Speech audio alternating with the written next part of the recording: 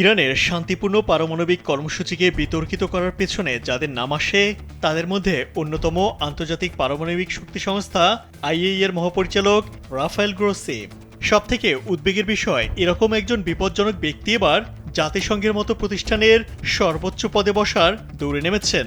গত কয়েক মাস ধরে আন্তর্জাতিক কূটনৈতিক মহলে রাফায়েল গ্রোসির নাম জাতিসংঘ মহাসচিব অ্যান্তোনিও গুতেরেসের উত্তরসূরি হিসেবে ক্রমশই উচ্চারিত হচ্ছে।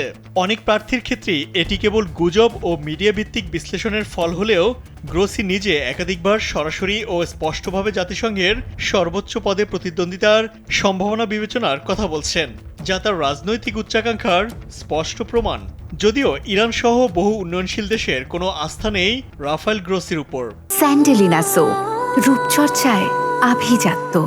ফলে একদিকে আস্থার ঘাটতি, অন্যদিকে যুক্তরাষ্ট্র, ফ্রান্স, যুক্তরাজ্যের পক্ষ থেকে ক্রমাগত সমর্থন গ্রোসিকে বিশ্বমঞ্চে একটি বিভক্ত চিত্রে পরিণত করেছে।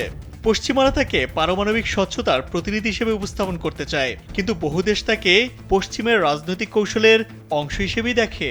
এই প্রেক্ষাপটে চীন, রাশিয়া, ভারত, দক্ষিণ আফ্রিকা এবং গ্রুপ 77-এর অন্যতম সদস্য রাষ্ট্রের সমর্থন পাওয়াই তার জন্য কঠিন হয়ে উঠেছে, যা জাতিসংঘ মহাসচিব নির্বাচনে চূড়ান্তভাবে বাধা হতে পারে বলে ধারণা করা হচ্ছে।